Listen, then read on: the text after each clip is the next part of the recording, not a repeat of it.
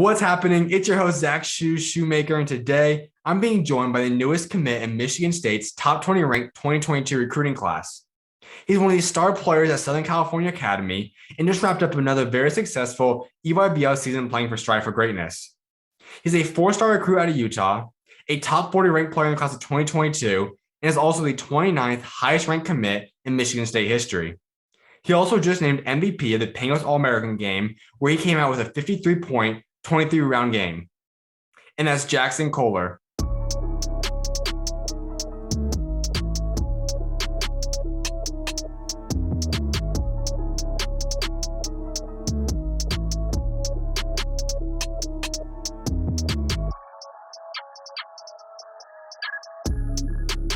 Well, you got to take us through all this. Obviously, it's your third time now coming on here, and it's been a hectic recruiting process for you guys in 2022, but you've come to a decision now. You're a Spartan, committed to Coach Tom Izzo in Michigan State. What's going through your mind right now?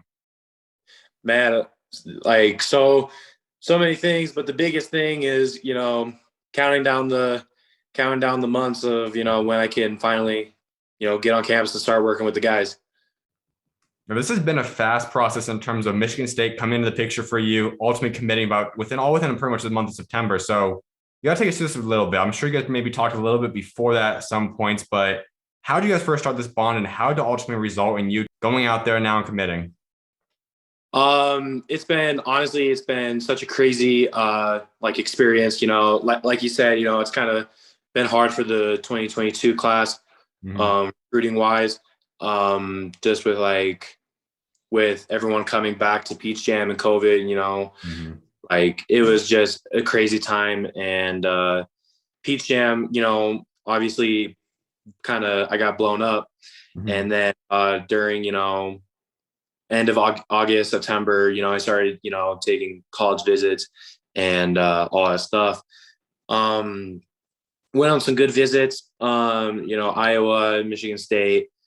But when I got to Michigan State, I kind of had a really good feeling about that place. And it just kind of, it took me a second, to think about it. But I'm really confident that in the end, that was the best decision for me. Now, I know Landon and all, and I kind of, as soon as you posted that offer that you got Michigan State, I sent it to him. Obviously, he's going to have to go here because the fit's perfect for you. For starters, obviously, we just look at what you're capable of at 6'10". Obviously, you can go down there. You are the best footwork player in 2022, and in fact, pretty much the entire country. And you're taking that to the Big Ten. Your size is going to translate perfectly out there. And then you're taking it even another step further, and you see Coach Izzo, what he's done with guys similar to you, getting guys to the NBA, just the power forward, the center, like all the type of guys down there. So how did this kind of come together in terms of that? Like, you just look at the fit, you see the history, track record of Coach Izzo. How appealing was all that for you? Man, when me and my parents and Coach Izzo, were kind of talking about fit, it really does seem like the best place for me, because not only does it have great record of getting to Final Fours, not only did it have great players come in there, but something that really kind of spoke out to me is Michigan State kind of plays with that swag and that kind of confidence, that's not I can relate to, don't take crap from nobody, and just kind of play with a little bit of swag. And I think I have that, and so I think that's one of the reasons why I'd be a perfect fit for that. And plus, all those guys work so hard, and I want to be, that if not work harder, just to, be a perfect fit with those guys. I know each conference has kind of stuff they're known for, and if the other players made for the Big Ten, you would fit that more. Like I said, you got the guy that can run power forward, center, you can grind it down low. Now you can even space out, shoot a three, which is something else we're talking about in a minute. That's what makes you even more special. But when you just talk about playing conferences, was the Big Ten appealing to you because of kind of type of players that are out there, guys that are similar to you, the kind of grind it out big men, or was that something that was at all appealing to you in terms of which conference you played in? No, I think it was easy to say, once recruiting started to get really, really serious and people started coming out towards me, I felt like the Big Ten is, somewhere I had to be. Big Ten is that kind of conference where they play the style of ball that I was used to. And if I were to play in any other conference, I might have not been able to use my post ability or, just my game to the best of its ability, So when I try to stay into the Big Ten as much as I can. And luckily, I made Michigan State, in Big Ten conference. So, and then plus not only am I going to be playing in that, but I'm going to be playing against some other great big men, in that conference. So I'm really excited. So throughout this recruiting process, obviously there were many of the schools that weren't in the Big Ten offering. You had schools all over the country. How are those coaches kind of proposing to you? And like, what was their pitch in terms of how they're going to use you? Because as we talked about, like you have a game because you're three ball, you probably could still play in just about any conference in America, but not a lot of conferences still utilize the type of footwork down low, slow it down a little bit at different points. Like not all teams do that. So what were pitches from other schools and how are they planning on using you like outside of the Big Ten? Some of them were kind of like, proposing, we're going to use you more outside. We're going to use you, we're going to develop your outside game, pick and roll, but like mainly, you can stay on the block, but that might not what we, run. You do a lot of pick and pop, a lot of high post things, and they were all, great pitches, and they were all great strategies on, how to win. But at the end of the day, I feel like the best place that I can use my talents and affect the game and try to win is in the system that I've grown up in since I was 6 years old. Just get the ball low and go get a bucket. And you and I have known each other for a while now. Obviously, we did our first interview like right after your first, I think, heading into sophomore year at SFG during that past summertime. And you've always, at that point, you weren't really ranked at all, really. You still were kind of working your way up there, and still even Rivals has you for some reason outside of the top 100. That's another story for another time. But you obviously have proven that you can go wherever you play. But a lot of people don't really take a lot of impact in terms of what you bring anymore. For whatever reason it is, they want the modern day, long, lengthy, athletic players. So how have you dealt with that? Like just knowing that you go out there and you drop 53 and 23 against some of the top players in the country, you play Peach Jam, you dominate. Like how have you taken that in, seeing, okay, I'm doing all this, but then I see the rankings and they're not really giving me really where I'm supposed to be ranked at? With Peach Jam, it kind of, frustrated me a little bit, but this is like, but then once I got the offers and stuff, my dad has always told me, and he's been like my biggest, guide through all this. If you put in the work, it's always going to come. It might come a little late, it might come a little early, but it's always going to come. So I never lost faith, that the best opportunity would pass me. Like the opportunity would come to me if I just put the work in. And then with the rankings, after I did that Pangos thing, and then they dropped the rankings, I wasn't really too worried because the kind of confidence I had was I don't need no website, I don't need no ranking system to tell me how good I am and what I could do. You just mentioned that your dad's kind of helped you through this process, and that had to be difficult because a lot of guys today, like they see that, okay, I'm not getting the rankings. I might not even be getting offers at times. Let me switch up. Let me go away from down low. Let me get away from the footwork. Let me stay away from all that stuff and start doing what these ranking people want me to do.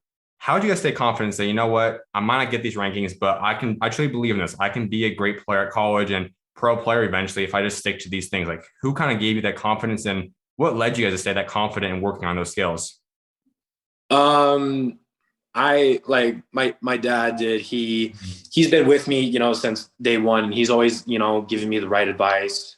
And he is actually my dad and my mom. Like they've been the closest supporters. They've been, the voices, like saying good job or you need to do this better. Like they've given me the right advice at the right time. And what they said about rankings, my mom and my dad have always said the same thing. Like rankings don't matter because once you go to college, everyone's on a clean slate. Like everyone starts back at the bottom. And now going into the senior year, I've never seen that more clearly. Like I don't care. I don't care if tomorrow I'm 15 in the country or the next day I'll be 100 in the country. Like it really doesn't matter to me anymore. I just, as long as I know what I'm capable of, I don't need no one to tell me, how good I am or who's better than me, who's not better than me. So who are some guys that you look at? Because there's not too many guys in the NBA anymore that play like you do in terms of just all you bring. I think you obviously adding in the three, you can bring some comparisons into that aspect. But who are guys that you watch? Do you go back and watch guys like Tim Duncan or Hakeem or any of those type of guys? Are the guys today you still watch? Like who kind of inspires you and what kind of guys you take pieces from? Um, from from day one, I've always been like Hakeem Olajuwon fan Mhm. from the '90s. I feel like I've modeled and studied, you know, like I modeled his game, and I've studied his game for so long. But then, you know, not being 7 foot, I kind of have to, adjust a little bit, Mhm. and that's start working on the three and working on my outside game, and that's when people started comparing me to Jokic. Mhm. And the more I'm watching his game, the more I'm, in awe because he does so many things that affect the game, like his passing, his shooting, his post up, like, and the fact that he's not nowhere near athletic as anyone else, like it, um, he's kind of like the next guy to study, like the next chapter. So like I think one of the things that I need to improve on too is like the passing game, like getting guys open, like because if you play with a big man, and this kind of goes to college too, if you play with a big man who gives you points, like goes inside out, Mhm. then people play with you, and then people will want to get you the ball more because they're thinking, oh, if I give it to Jax, I have a chance of getting a shot too if I move. Mhm. If I create the opportunity, he's gonna make it happen, and that's what I want to be. I don't want to be, like if it goes down low, oh, it's just a black hole Mhm. to make or miss. Like I want to make sure that I can get my teammates open and get people the ball, and so that they can score, so that it's not just a one man show. It's like it's everyone. And we have seen that nickname come up more and more. I know pretty much any comment section about a post about you is either Kevin Love 2.0, Baby Jokic. Are those comparisons that you like? Like, do you like those nicknames? Are those some names that you just don't really care about too much? Like, what's your thoughts on being nicknamed Baby Jokic? It's funny. I love it. I love the comparisons, but at the end of the day, I want I want people to see me as Jaxon Kohler, not Baby Jokic, not Kevin Love. I want people to say, "Oh shoot, that's Jaxon." Like, I still love the support that everyone gives me. It's funny, but I want to be my own name. Like, I want to create my own brand. I don't want to be Baby Jokic. I don't want to be Kevin Love or Kevin McHale. I want to be my own man. Like, I want to be my own name, my own title. Now, has this been something you always saw in your future? Like before you ever step foot in a high school environment, before you play your freshman game out there at Wasatch, like did you think that someday down the road or 3 years from that time, like you're going to be a top 50 ranked recruit? You're going to be a guy that can go from pretty much almost any school in the country and ultimately commit to a school like Michigan State. Like, did you see that in your future 3, 4 years ago? Um, like freshman year, well, every day since day one, it's always been like I'm gonna get scary good, but I just have to make sure I put in that work. So I don't want to get caught up in I'm gonna be a great player. No, I have to make sure I do the work first. Mm-hmm. But freshman year, it was a little discouraging because it's kind of like the same thing for transitioning from high school to college. You're on a clean slate, you're at the bottom of the barrel now, and Mm-hmm. getting your butt kicked every day by juniors and seniors. But I always hoped like when my time comes, I'll put on a show.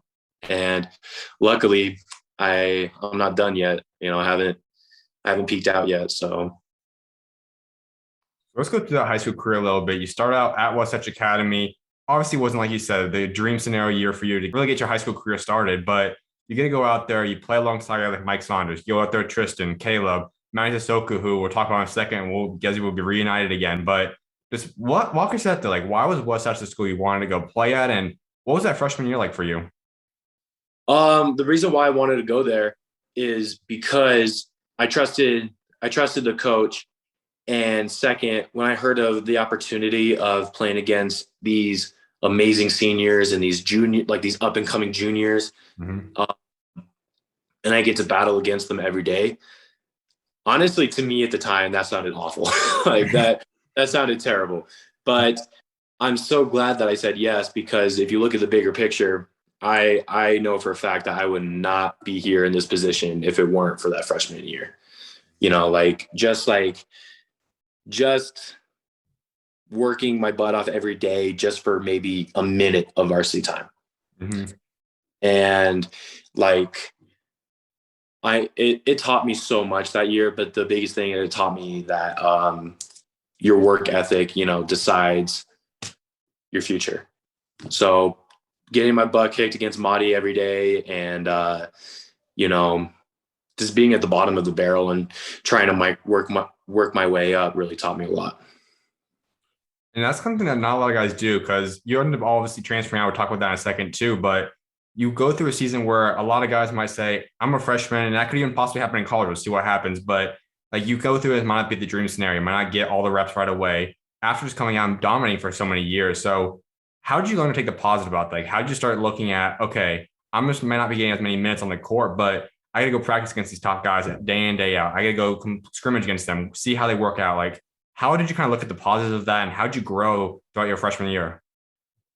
That's a good question. Like, honestly, through that whole year, I didn't see any positives. Like I really didn't. Mm-hmm. But it wasn't until I got the call from SFG saying, "Do you want to come practice for us? Mm-hmm. Like, try out."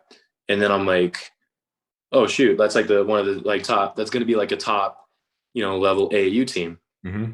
And that's when I'm like, "Okay, I still have a basketball career that isn't like completely gone or like forgot about."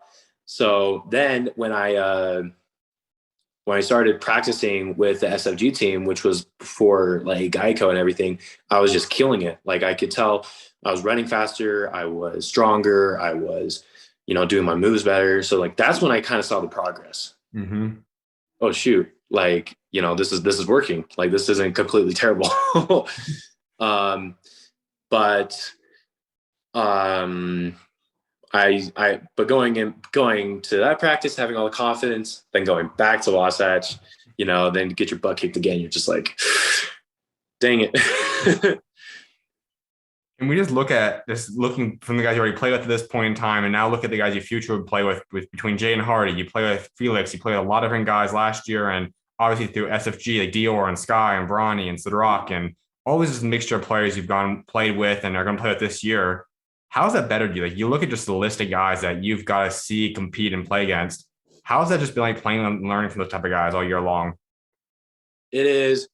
It has honestly been one of the best things I could ask for, because when I'm with a certain amount of guys, the thing that I take away from the experience is kind of learning how they approach basketball. Like how many hours do they put in? How much do they work on their game? How do they balance their social life with their normal basketball life? Mm-hmm. What are their daily lives like? And especially going to like Jaden Hardy, who is, you know, like one of the toughest dudes, like period. I really got to see, you know, how like what his work ethic is like and how he approaches the game, how he trains, how often he trains. Like it's crazy. So then I can apply that to my own life, you know, and say that I train just like some of the greats. So who would you then say would be like the hardest worker in terms of guys that you've just kind of seen like, wow, that guy works harder than anyone else? And like we said, you've seen and been around a lot of the top players in the country. So who would you say has been the hardest working player that you've been around as a teammate? Jaden Hardy definitely is, I'd say one of the hardest workers, you know, because he like the detail that he puts into his workouts and like just how often he works out. It's really incredible. Something that I've been trying to, you know, get as much as. So let's talk about that sophomore year. You guys have a pretty good season, playing at Coronado, and you play alongside the best scorer in the class of 2021, who's now already a pro, should be a top 2 pick, if not number 1 pick in a year. Just walk us through that. Like, you get to be a guy that almost gets like more opened up to a degree, because when you have a guy like that, can pull it from wherever. So just what was it like playing alongside Jaden that year? Man, it was crazy. It was so great. Like I got to, be with someone of that record, like he was in any like showcase game that you can think of. He was top scorer, like top 3 in his class. Playing with him was so interesting because that Coronado team was so dominant in 2 critical spots. We were dominant on the perimeter, and we were also dominant in the post. Mm-hmm. Luckily, he made my life a lot easier. I didn't have to do much. I mean, I just kick it back out. He'd just go shoot a 3. Sometimes I wouldn't even have to post up at all, which is good. So, but playing with him was a very special experience. You just look at battling him and kind of developing that relationship with him. What would you say is the biggest thing you learned from him? Is the biggest thing I've learned from him is to kind of balance basketball with like everything else in life. There comes a point where, some people are like 24/7, 365 basketball, Mm-hmm. but basketball is eventually going to end. So like you want to make sure that you have like a life outside of basketball. Like if you go hang out with friends, just make sure you get your shots in. Like, I think he did a great job. One of the things I admired about him was he did a great job of like managing school, basketball, and like his social life, and still got his work in, but he still was able to like be social, and he was still able to like get good grades in school, which for a lot of guys, like especially me, like it's hard to do that. Mm-hmm. And then obviously the pandemic sets in and really messes up the entire, well, still is obviously messing with a lot of things today even, but throughout that next process, you do what a lot of guys do, and that's kind of leave the prep scene or leave a national schedule, go be around family, go back home for that season. And you decided to do that as well. Go to American Fork back home in Utah. Take us a decision. Like, what was it like going back home for a year and just spending time with family all year long? Man, I was so glad I had it. Like I still wouldn't have changed. I still, wouldn't have changed anything about that. Like going back to family, because at the end of the day, like sometimes you ask like who you're playing for. If family isn't able to make it to all the games, like who are you playing for? Mm-hmm. And so going back to not only like my family, but like my uncles, my cousins, my aunts, like my grandparents, like playing in front of them was just really special. And especially going back to, hometown high school, where everyone like loves you, and like, it was a special year. How would you say you kind of grew from that season? Like you said, a lot of guys go to this prep scene. What you've done, are you going to do again now this year, is you go up against play teams that are top ranked day in, day out. You're scrimmage against top guys. But on the other side, you kind of get to learn that star feeling. You kind of get to learn to dominate. So how would you say you grew as a player during the past year? I think I grew. I think one of the biggest lessons I've learned in high school was from AF. And that lesson was you have to like, it can't always be about you. Because when I was at Coronado and Wasatch, I was not like the main guy. Like I was, like second or not even in the game. But at American Fork, I was going to be the guy. So therefore I was going to be the main target. So I had to learn how to, instead of like demanding the ball every time and shooting every time, had to learn how to pass out and like rely on teammates, because when you're in Utah, every possession I got on the post, it was double, triple, like don't let him catch. So it was kind of frustrating. Mm-hmm. But I had to rely on my teammates, to help me. And I think if you can't rely on your teammates, then you're never going to win. Mm-hmm. So I think that's the biggest thing that I took away from American Fork was like trusting other people. Then the season comes to a close and you ultimately end up announcing the decision of where you're going to be playing at this upcoming year, Southern California. Take us to the decision. Obviously, a lot of people in the basketball, high school world especially, know Julius, a great trainer now, is obviously building up this program too. But what led to this decision? Like, why did you decide, you know what, one more year of high school basketball, I'm going to move out to California now for my final year and go play for them? Like, what kind of led to this decision? There were a lot of things, in my head throughout that whole decision. Like I didn't want to be the guy who bounces around from school to school to school. Like I didn't have the intentions of doing that, Mm-hmm. but like the thing that like led me to go there was I had to like being the guy in American Fork was great, Mm-hmm. but I was thinking like my senior year is coming up, and then after that I'm in college, and I had to ask myself like, am I ready to go against college guys right now? Like, would I be completely at the bottom of the barrel? So then I'm like, I hear about SEA and I hear about like what they're doing over there, how many hours they're putting in the gym. And I'm thinking like, I'm not ready for college yet. So I have to make sure I am. And with SEA is very similar to college. Like you live in dorms, you are in the gym over 6 hours a day. You gotta, go to classes, you gotta go to school, and kind of like that crazy, chaotic college schedule. So I didn't want to be completely lost when I arrived to college. So I'm trying to prepare for college now. And I can definitely say, I'm ready for a college schedule. I'm ready to be in the gym over, 5 hours a day, because that's what I'm doing right now. Um, it's a little hard, but you have to be able to sacrifice things that you want to do in order to make it.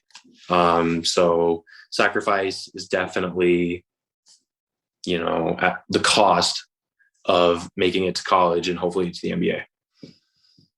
So how's this team looking? We see the roster already. A lot of talent between yourself down low, the Bailey, the best big man in the entire country. You got Jalen out there. He's obviously an elite small forward, can run power forward, shooting guard as well. Braylon Green's one of the top 2023 guys, and the list just goes on. Obviously, everyone's Division I level players. So how's the team looking? Just how special are you guys looking so far?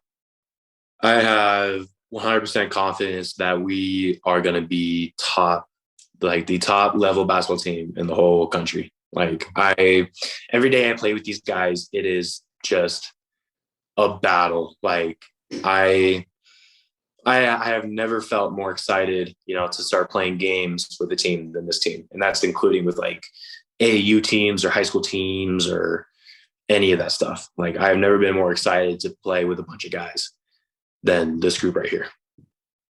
Is there one team you're most excited to go up against? And if so, who are they and why? I really do want to go up against the top level guys. So that means like Montverde, Arizona, Compass Prep, Wasatch Academy. I mean, that's just kind of they are top level, and that's just kind of something with me, just the best guys. Period.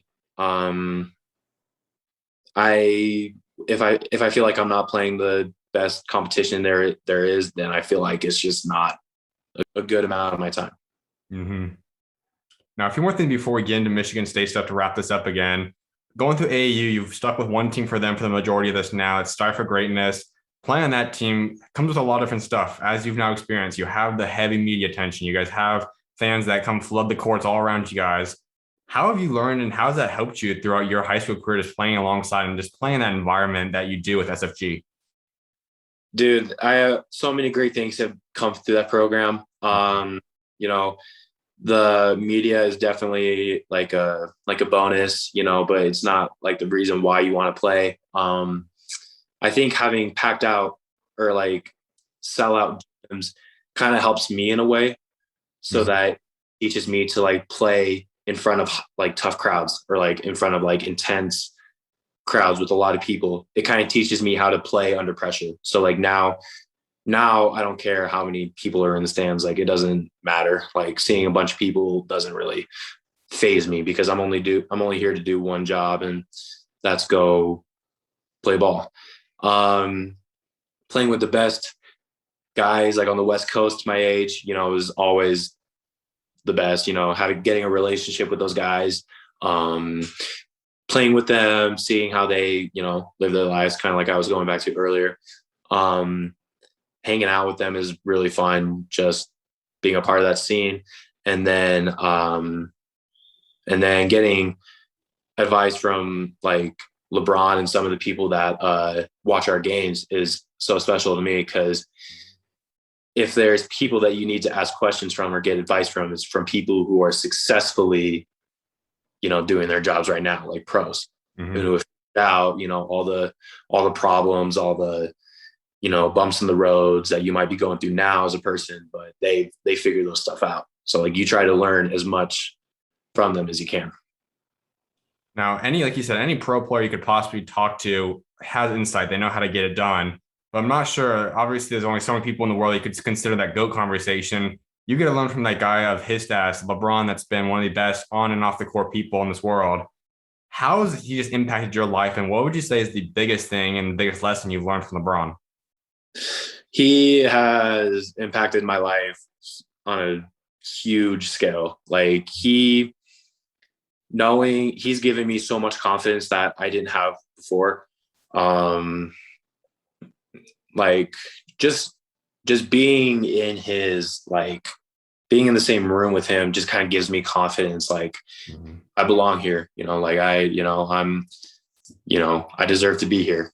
And then talking to him and just getting advice from him is huge too, because I know that he's been around other guys that might have been in my shoes, or like he knows the skill, you know, to complete what I'm trying to learn.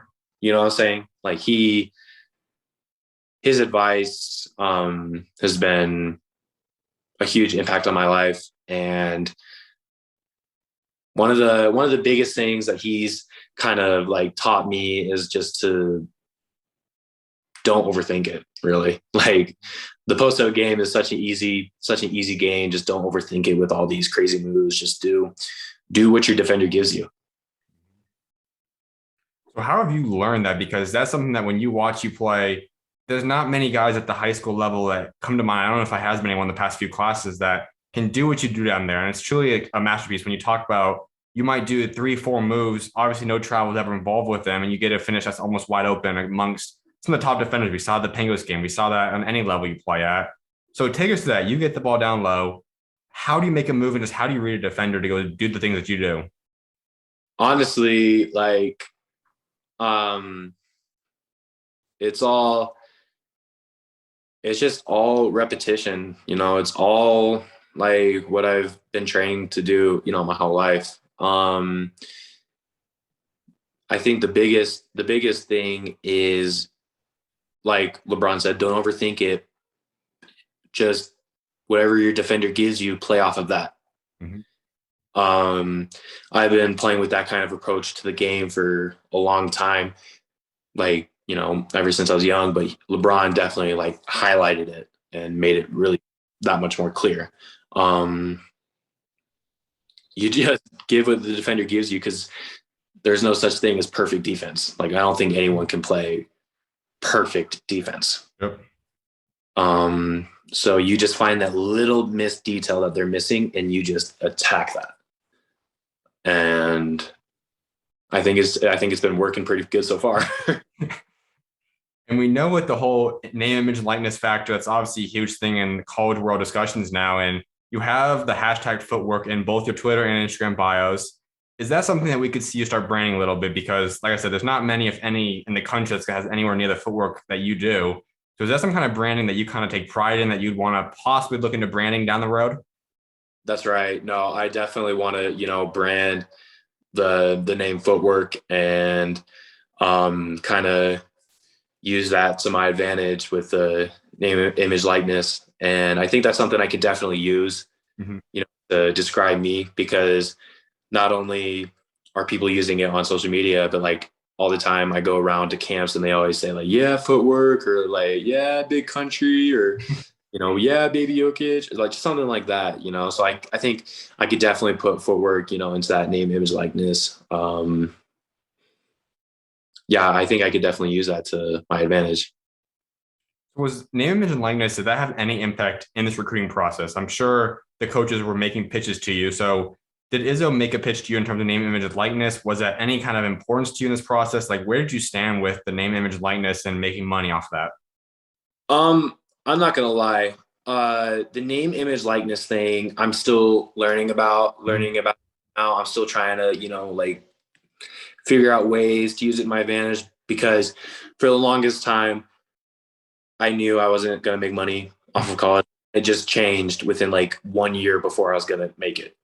So name, image, likeness had really nothing to do with the whole process of being recruited. It didn't really, I mean, like one conversation came up in the recruitment process with Coach Izzo. It didn't really wasn't like the most important thing to me. Like it's just kind of a side benefit. Because I think the whole reason to play basketball, I want to play basketball not for money. I want to play because it's what I love to do. Mm-hmm. I mean, obviously, to get a check is huge, but but for right now, I don't think I should be too worried about money or, managing all that stuff. I know that in a year, I'm going to have to really, start paying attention and start really getting that stuff picked up. Mm-hmm. But through the whole recruitment process, it really wasn't a big factor to me just because I knew that I was just going to be playing. We talked about a little bit earlier, but you had offers from all over the country, from Iowa, and you took a visit there too. You had Nebraska, USC, Oklahoma, this list goes on. And you didn't really have like a per se top group that really just came out. Like you didn't really come say, I got 2, 3, 4. You just announced your commitment, or actually announced you're saying you're going to commit tomorrow. Then you made your announcement. So who did this come down to? Like who really was in your top 2, 3? Was it just between Michigan State and someone else? Like who did this ultimately come down to for you?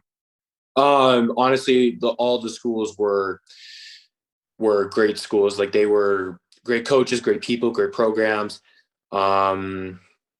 But once I started taking visits, the two that I felt the most comfortable with were Michigan State and Iowa.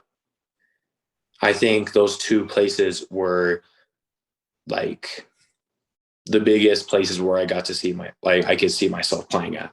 There were other great places, like USC, Oklahoma, Washington, and there are more. But I just thought those two are in the Big Ten. Mm-hmm. Those are two places that I would definitely see myself. But then once I took those two visits, it just kind of confirmed it. Mm-hmm. And I can already imagine that Coach McCaffrey probably brought up at some point, or maybe in a few times, the Luka Garza comparison. Obviously, he did incredible with that. And when you talk about being a guy that can dominate a game, eventually possibly lead the country in scoring, you have the footwork, you have the shooting, you have all that stuff that he kind of has. How big of an appeal was that to you? And ultimately, then, how did Izzo win you over that comparison? Because that had to be appealing. You know who Luka Garza is. You just saw what he did. He's in the NBA on Detroit now, got drafted. How was Izzo able to win you over that pitch and that appeal from Iowa and Coach McCaffrey? It was a very deciding between Michigan State and Iowa was a very hard thing to do because you can only say yes to one.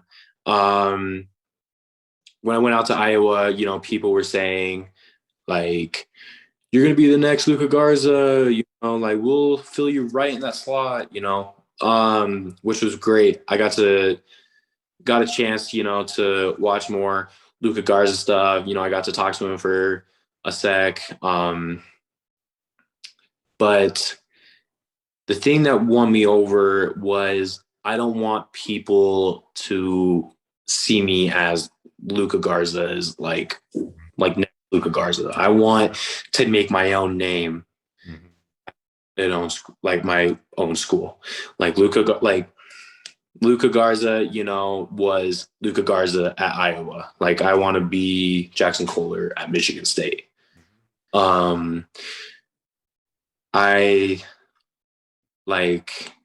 It was a really hard thing to do, but I think with Michigan State, they've also just had more dudes go to the league than Iowa did. No disrespect to Iowa, but Michigan State had more guys go to the league than Iowa did. So we go through this month of September. You start off with the Pangos camp and you drop 53 and 23 MVP with pretty much all the country's top players in the country. Take us to that game a little bit though, real quick. Like just going out there, you drop 53 points in a Pangos game, which is iconic, one of the biggest games for high school basketball you can play in. How did you do that? And just what led to you having 53 points and 23 rebounds?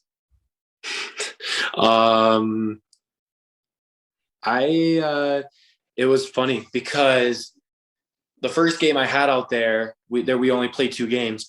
I didn't have the best game. It wasn't a bad game, but I just didn't have the best game. I knew I could have done better. Like I knew that most of my shots should have gone in. I just didn't have a good game. So that night I just kind of had to clear my head and just get all the negative thoughts out. And then I kind of just woke up that morning with a feeling like I'm going to freaking dominate. And if anyone tells me differently, I don't know what I'm going to do. So I told one of my teammates, Colin Chandler, who I've known since I was in like 5th grade. I said, give me the ball the first 2 possessions. And if I make both of them, then just keep giving me the rock. Because once I make these 2 shots, I'm not going to miss. And that's exactly what happened. I made my first 2 shots. And I just said, just keep giving me the ball until I miss. And luckily I had such great teammates on my team, to just keep feeding me the rock. Because mostly in those games, they are all guards, trying to do their thing. But once I scored those first 2-3 buckets, they were just like, okay, let's just keep giving this guy the rock and see where it goes. And luckily, it just didn't stop, And another thing that came to that was just kind of getting rebounds and putbacks. A lot of people aren't, paying attention to the small little details of like running harder, boxing out, doing all the little stuff that no one wants to do. Mm-hmm. But I take great pride in doing those small little details that no one likes to do. And therefore I get points out of that. So I think with all those things just adding up, it just kind of made me just like, I'm going to be unstoppable in this game. And there's nothing that anyone can do about it. Would you say that's the hottest you've ever been in a game then? Oh, for sure. For sure. So now at that point, then we know the following day after that historic game, Coach Izzo then officially gives you the offer. But were you guys talking before that? And if so, like, when did you guys first start talking?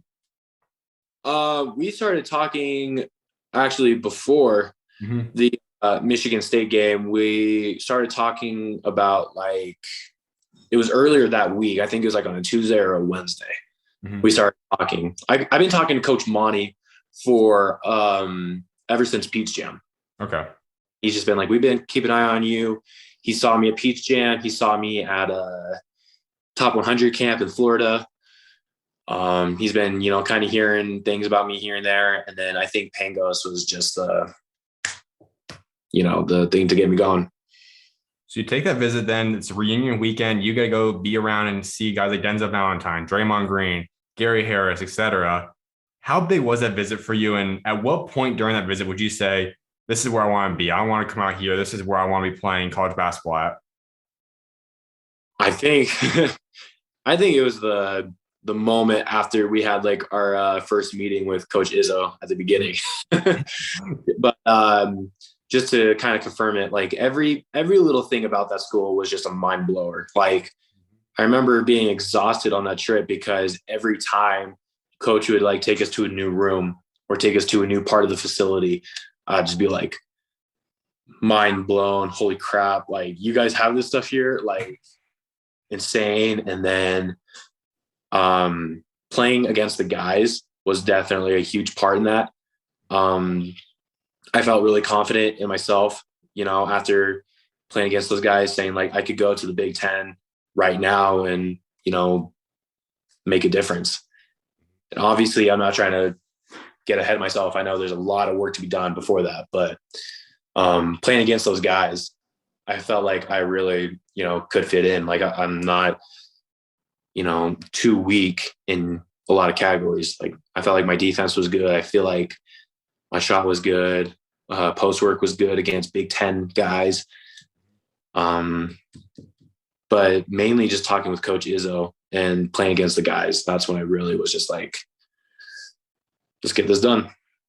What was the most mind-blowing thing you saw on that visit? Shoot. Or seeing the court was definitely a special moment for me. Mm-hmm. Because the entire time I was just thinking, like, you know, this is where I'm going to get it done. Like, this is where I'm going to be, you know, like on national television and all that stuff. I think one of my favorite parts was seeing the gear that they get. I'm a huge gear guy. The weight room was pretty crazy. Honestly, like I didn't really have like a favorite place. They were all just like mind-blowing kind of things.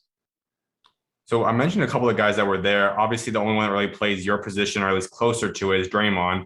Did you get a chance to talk to him? And if so, what was that like? I got to talk to him like a little bit. I had like a quick conversation with him the first day I arrived. I got to, you know, see him here or there, say hi. Talking with him was like really cool. I didn't get to have like a full-on conversation with him. I just kind of said like, hey, what's up? He told me a little bit about campus. But meeting him, you know, NBA, you know, player, you know, with it, like with championships that he has and like the hard work that he puts in and like the role that he plays with that kind of attitude and like that kind of swag, you know, it was so cool to meet him in person. Like it really was awesome. When did Coach Izzo find out? Like, when did you go and say, okay, Coach, this is where I'm going to come in. I'm playing for you now. You got me. When did that time come in? What was his reaction? So I text him on, I think it was last Thursday. I think last Thursday I said, hey Coach, is it okay if I call you this weekend? Like on a Zoom call. And I think that kind of gave him like a little like, oh, okay. Like we'll have the whole staff on. I'm like, perfect, cool. So then I told him Saturday morning, last Saturday morning, I'll be playing for you guys. And he was just beyond excited, you know. He was like, sweet, let me get this out. He got some champagne. And the whole staff just started clapping and just like searching, yes, like let's go. You know, so it was a special moment for all of us because we were all just clapping, we were all just super excited, just yelling, just like let's go, let's get this thing done, you know. So we were both really excited. Has it synced in yet that you're gonna, in a year from now, you're gonna be playing for one of the most iconic coaches in NCAA history and one of the best in the country today? Like, has it kind of set in for you yet? That's who you're gonna be playing for in about a year? Yeah, it definitely, you know, took some time to, you know, set in, but I'm so ready. Like I've always wanted to, you know, play for a school like this. Like I think before I've told everyone saying I don't have a school specifically in mind that I wanted to choose, but I've always wanted to be part of a big program, you know, with iconic history and like people that a lot of people know. And I am super blessed that, you know, that Michigan State was that place to be. I feel like from the moment they called and the moment they texted and the moment that they said they showed interest, I was just like, I got to get this done. Michigan State fans are probably one of, if not the best fan base in the country. So I'm sure That's a lot right. of them already watched a lot of your mixtapes, highlights, and whatnot. But tell us what you're going to be bringing to this program. When you get out there as a freshman and however long you are out there for, what will you be bringing to the Michigan State team and just overall this program? I am going to give him legit everything I got. I'm going to give him 100% every day. I'm going to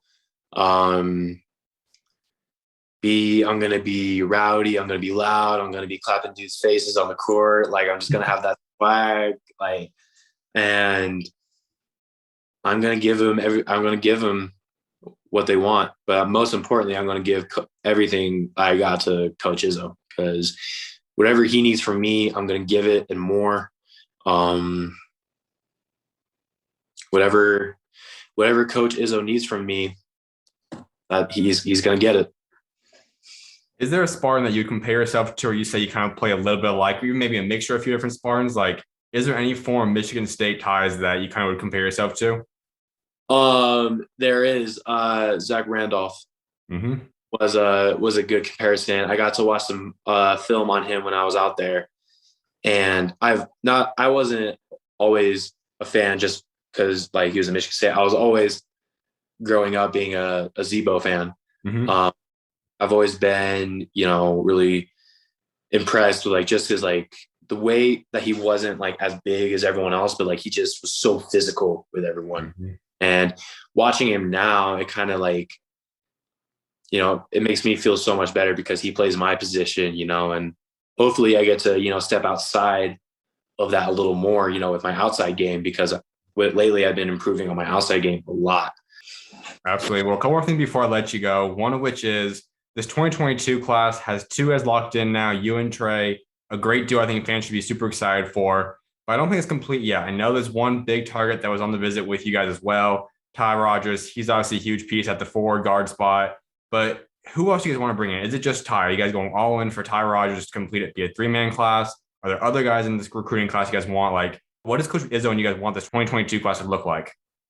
I think for right now we are just trying to go all in for Ty Rogers. He's a great player. I got to watch him. Some of his highlights.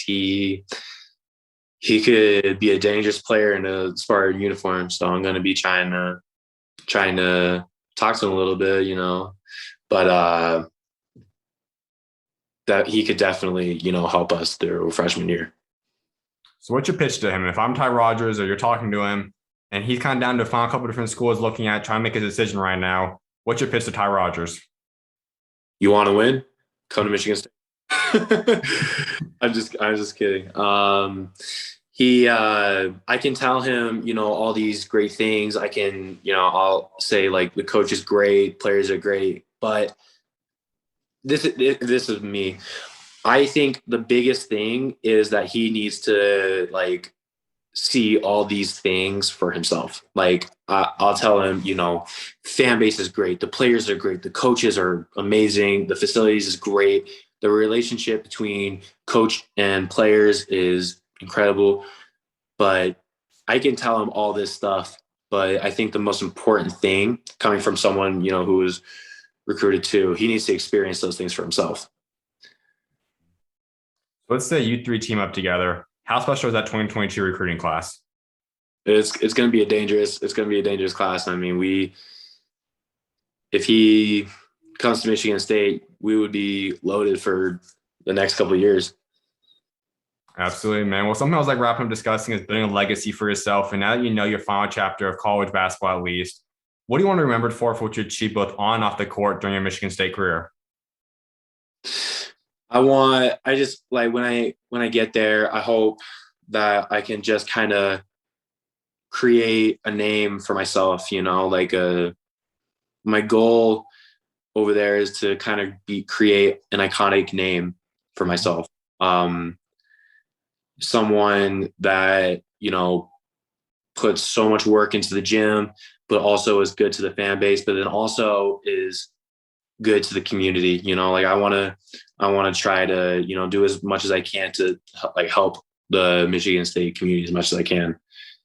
And stay true to my religion, still going to church and still uphold those duties that I have to my religion and my church. I just want to be someone that everyone loves. So is there a number that you specifically are looking for? Like if you could pick one number, and obviously you just said your goal is probably to have that in the rafters someday. Like what's that number you want to walk out with at Michigan State? My top pick is number 0, but if that is not available, I still haven't decided on what number Mm-hmm. I should get. It's going to be tough because the chances of me getting 0 are probably not very good, even though that's been my number like growing up. But I'm going to have to figure out a new number, and that new number is going to have a heck of a legacy. Absolutely, man. So as you kind of talked about with your faith, I mean, how would you say is like the biggest moment you've seen God show up in your life, and how has God have ultimately helped get you to the point you're at today? He he has a plan for every single one of us, and I am so thankful that my path is leading down the way it is.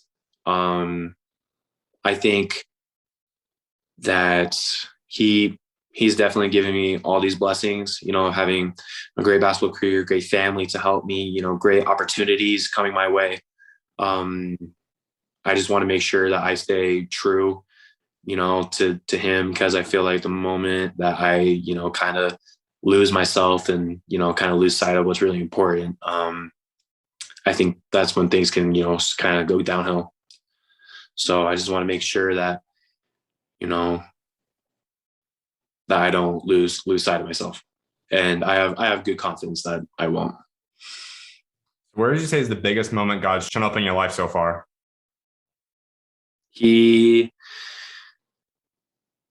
honestly, he's with me like every day. Like he's just giving me blessings every day. Like anytime, I get like a new, like a scholarship, or I get to go home with my parents or have a good game. Like I know it's just because, having that great relationship, with my Heavenly Father that's the reason for it. Amen, man. Well, my final thing for you, give Michigan State fans your 3 biggest goals you have set for your Michigan State career. Wanna win national championships, all the years that I'm there. I wanna, get, like I said, get back to the community with you guys, and win national championships, get back to the community, and kind of just create an iconic name for myself, and hang banners in the gym. Absolutely, man. Congratulations on the big commitment once again. I'm excited to see what God got next for you, and I appreciate taking time to come on today. No, thank you. Thank you for having me. Of course, man. You're always welcome on, man. God bless. Thank you. Have a good one.